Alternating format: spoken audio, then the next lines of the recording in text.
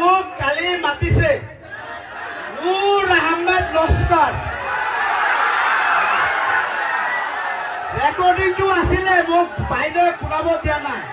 শুনালে খেলটো মজা হলা হয় নিদিয়া বাইদেউ আচ্ছা নালাগে মোক কালি কৈছে তুমি ইয়াতে সাপোৰ্ট কৰিবা টকা 10,000 লৈ যোৱা মই কি কৰিছো তাহাঁতৰ টকা দি আমি ফ্লেগ বনাইছো খুটা খুলি আনি এইবিলাক ফ্লেগ বনাইছো তাহাঁতৰ টকা দি তাহাঁতকে বনাইছো তাহাঁতৰ মাথাত বেল তাহাঁতৰ মাথাত ফাটাইছো আৰু এনেকা মোৰ নিচিনা কিমান মানুহে বিক্ৰী হৈছে আপোনালোকে নিজে চিন্তা কৰক এইটো আমাৰ এই চিমেণ্ট ফেক্টৰী আমাৰ নালাগে আমাৰ এইখিনিতে এই সমস্যাসমূহ ৰেকৰ্ড কৰি ৰাখিবলৈ আজি কামৰূপ মেট্ৰৰ পৰা মেডিচিনে আনিছে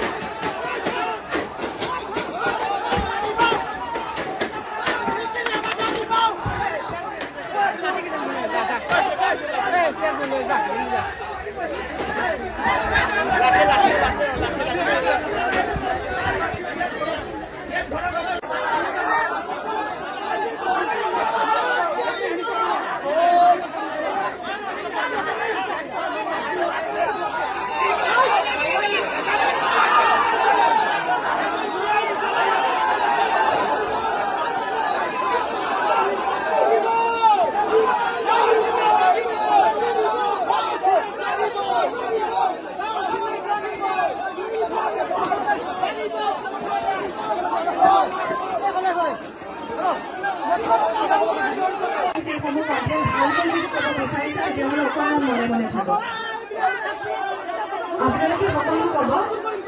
আপোনালোকে ক'ব লাগিব শুনা পাব লাগিব বাইদেউৰ বাবে আপোনালোকৰ বহুত ক'বলগীয়া আছে আজিৰ হিয়াৰিঙৰ বিষয়ে আপোনালোকৰ বহুত ক'বলগীয়া আছে আপোনালোকক ক'বলৈ সুযোগ দিবলৈ আমি আহিছোঁ আপোনালোকৰ ৰাইজ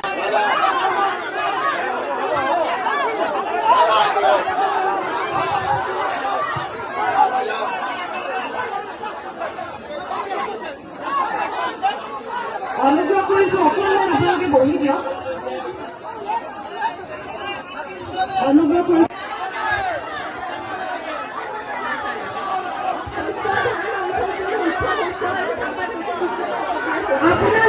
আপোনালোকে আজি লিখিতভাৱে কোনোবাই লৈ আহিছে নেকি মোক দিবলৈ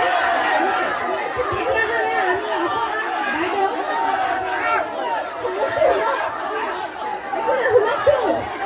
আপোনালোকৰ কুৱেশ্যন সুধিম আপোনালোকে চিমেণ্ট ফেক্টৰী কিয় বিচাৰিছে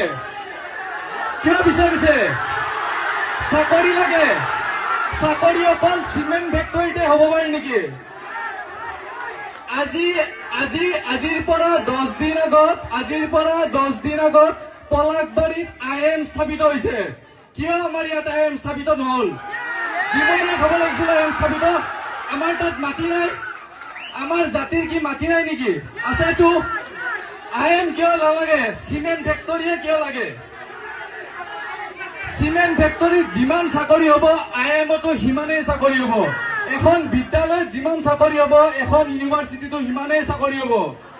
চবকেতো চাকৰি লাগে ন শিক্ষাগত অৰ্হতা আজি চবৰে আছে শিক্ষাগত অৰ্হতাৰ লগত লৈ চিমেণ্ট ফেক্টৰীতে কিয় চাকৰি কৰিব লাগে চাকৰিটো চবতে কৰিব পাৰি ন নহয় পাৰি আজি অসমৰ ভিতৰত বুলি নহয় গোটেই ভাৰতবৰ্ষৰ ভিতৰত চবতকে বেছিকে প্ৰদূষিত অঞ্চল হ'ল ডিমৰিয়া চবতকে বেছি কাৰণ ষ্টাৰ চিমেণ্ট দৈবিক চিমেণ্ট টোটেলি দুটা ফেক্টৰী আমাৰ ইয়াতে অলৰেডি আহি গৈছে আৰু যদি হয় তেতিয়াহ'লে মানুহৰ তাতে আৰু জীয়াই থাকিবৰ কাৰণে আৰু বাট নালাগে কাৰণ ডিমৰিয়া অলৰেডি কেঞ্চাৰ পেচেণ্ট চবতকে বেছি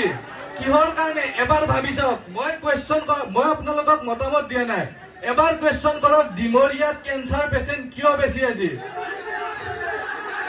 শিখৰ কিয় খাইছে তেনেহলে? কাৰণ আজি চিমেণ্ট ফেক্টৰীৰ পৰা কাৰ্বন ডাই অক্সাইড ওলায়, সালফাৰ ডাই অক্সাইড ওলায়, আৰু সালফাৰ ডাই অক্সাইডে নিজৰ দেহত কিমান হানি কৰে আপোনালোকে জানেনে? জানিব লাগে কথাবোৰ, কাৰণ এই সালফাৰ ডাই অক্সাইডৰ কাৰণে আমাৰ মানুহে মৃত্যুৰ মুখলৈকে যাই আছে।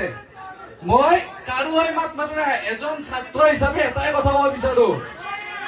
চিমেণ্ট ফেক্টৰীত যিমান চাকৰি হ'ব তাতকে বেছি এখন IIM ইউনিভাৰ্চিটি